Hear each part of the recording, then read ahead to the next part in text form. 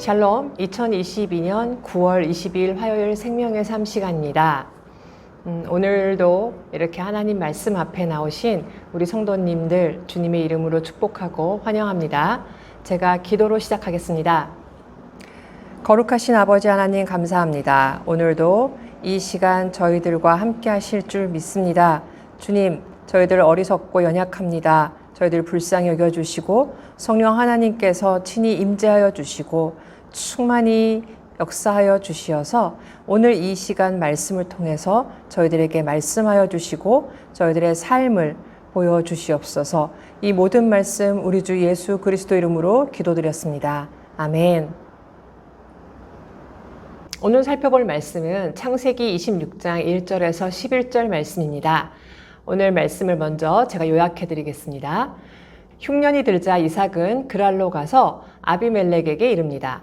하나님 명령대로 그랄에 거주하던 이삭은 아리따운 아내 때문에 그곳 백성들이 자기를 죽일까봐 아내를 누이라고 속입니다. 그 사실을 알게 된 아비멜렉은 이삭을 책망하고 자기 백성에게 이삭의 아내를 범하지 못하게 합니다. 이 본문 말씀을 제가 읽어보겠습니다. 창세기 26장 1절에서 11절 말씀입니다. 아브라함 때에 첫 흉년이 들었더니 그 땅에 또 흉년이 들매 이삭이 그랄로 가서 블레셋 왕 아비멜렉에게 이르렀더니 여호와께서 이삭에게 나타나 이르시되 애굽으로 내려가지 말고 내가 내게 지시하는 땅에 거주하라. 이 땅에 거류하면 내가 너와 함께 있어 내게 복을 주고 내가 이 모든 땅을 너와 내 자손에게 주리라. 내가 내 아버지 아브라함에게 맹세한 것을 이루어 내 자손을 하늘의 별과 같이 번성하게 하며 이 모든 땅을 내 자손에게 주리니 내 자손으로 말미암아 천하 만민이 복을 받으리라. 이는 아브라함이 내 말을 순종하고 내 명령과 내 계명과 내 율례와 내 법도를 지켰음이라 하시니라. 이삭이 그랄에 거주하였더니 그곳 사람들이 그의 아내에 대하여 물으매 그가 말하기를 그는 내 누이라 하였으니 리브가는 보기에 아리따움으로 그곳 백성이 리브가로 말미암아 자기를 죽일까 하여 그는 내 아내라 하기를 두려워함이었더라. 이삭이 거기에 오래 거주하였더니 이삭이 그 아내 리브가를 껴안은 것을 블레셋 왕 아비멜렉이 창으로 내다본지라. 이에 아비멜렉이 이삭을 불러 이르되 그가 분명히 내 아내거늘 어찌 내 누이라 하였느냐. 이삭이 그에게 대답하되 내 생각에 그로 말미암아 내가 죽게 될까 두려워하였음이로라. 아비멜렉이 이르되 내가 어찌 우리에게 이렇게 행하였느냐. 백성 중 하나가 내 아내와 동침할 뻔하였도다. 내가 죄를 우리에게 입혔으리라. 아비멜렉이 이에 모든 백성에게 명하여 이르되 이 사람이나 그의 아내를 범하는 자는 죽이리라 하였더라. 아멘. 40세가 돼서야 먼 곳에서 아내를 얻어 어렵게 결혼한 이삭이 60세에 겨우 쌍둥이 두 아들을 얻게 되었습니다. 이렇게 이삭은 그 인생이 순탄하지만은 않았으며 더뎌 보이기까지 합니다. 이런 이삭의 삶에서 우리는 우리 모습을 보게 됩니다. 우리가 바라는 때와 달리 그때는 항상 늦는 것 같습니다. 그런데 이제는 개인의 문제를 넘어 이삭이 머물고 있던 그 땅 전체에 가뭄이 닥친 것을 봅니다. 이렇게 어려운 때 하나님께서 어떻게 동행하시는지를 오늘 본문에서 보여주고 있습니다. 이삭은 흉년이 들어 거주지를 옮기려 했습니다. 이전에 아브라함을 애굽으로 이전하게 했던 흉년과 비견되는 극심한 흉년이었습니다. 이에 하나님은 이삭에게 나타나 애굽으로 가기 위해 도착한 그 그랄 땅을 떠나지 말 것을 명하십니다.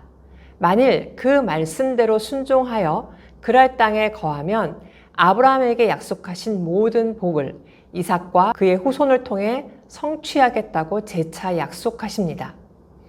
이것은 아버지 아브라함에게 주어진 약속들의 반복이지만 이삭이 하나님께 직접 받은 최초의 약속들입니다.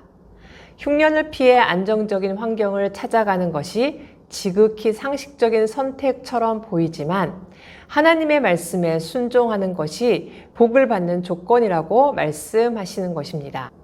우리 역시 직장을 구하면서 사업을 시작하면서 가정을 돌보면서 자녀들 진학을 계획하면서 세상적으로 볼 때 순탄해 보이는 방법만을 찾고 있는 것은 아닌지 돌아보았으면 좋겠습니다. 그렇게 좋아 보이는 것들에 가려져 하나님께서 주시겠다는 약속의 말씀을 바라보지 못한다면 현재 처한 상황이 너무 힘들어서 하나님의 약속은 돌아보지 않은 채 풍성해 보이는 애굽으로 세상으로 우리가 도망간다면 우리는 그 하나님 약속의 성취를 경험할 수 없을 것입니다. 사실 하나님께서 지시하시는 땅이 어디인지 정확히 알 수는 없지만 하나님께서 지시하지 않는 땅이 있는데 그곳은 바로 애굽 땅입니다. 오늘날 우리에게 주신 하나님의 약속은 무엇입니까? 하나님께서 우리와 영원히 함께 하시겠다는 보증으로 성령을 허락하신 것입니다. 이삭의 순종 뒤에 불순종의 모습이 나타납니다. 하나님의 약속을 받고도 아내 리브가를 누이라고 속입니다.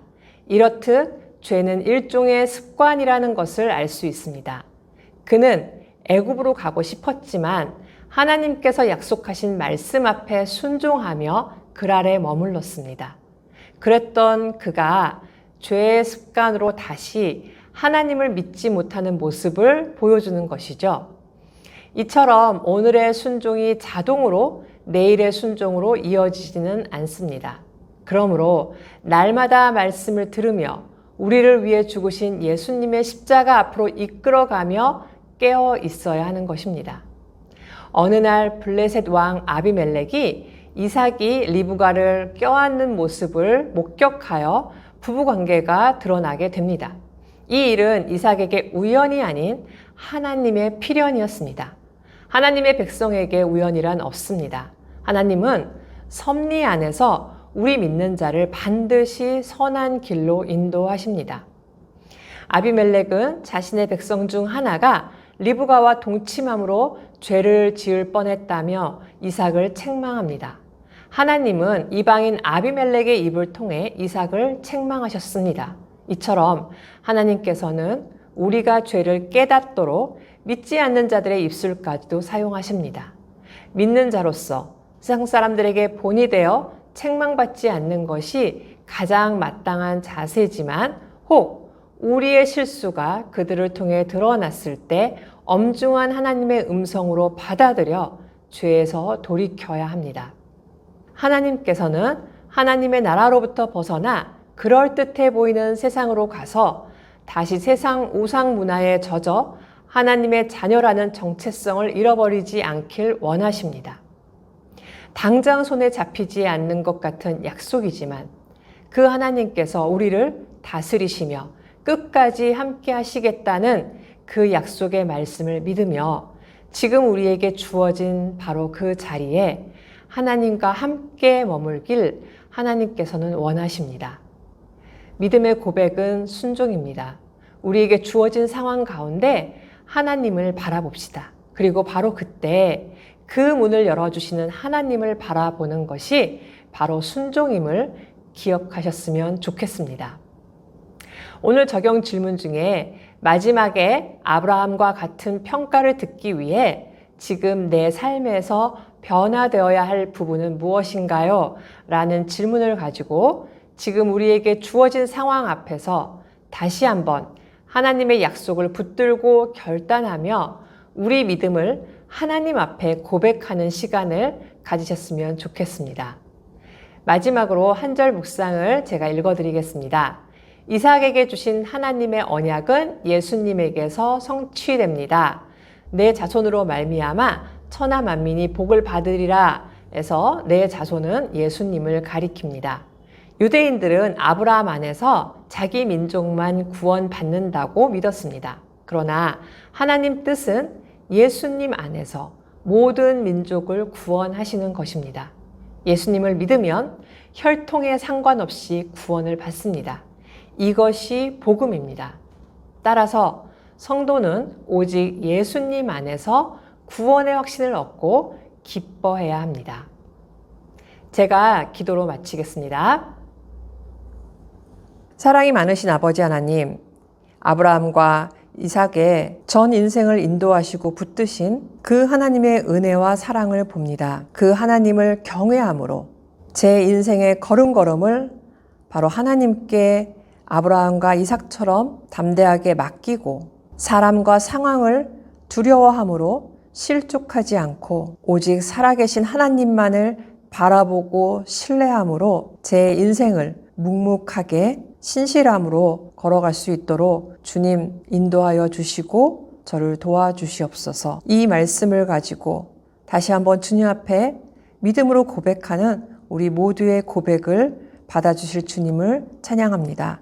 이 모든 말씀 우리 주 예수 그리스도 이름으로 기도드렸습니다. 아멘.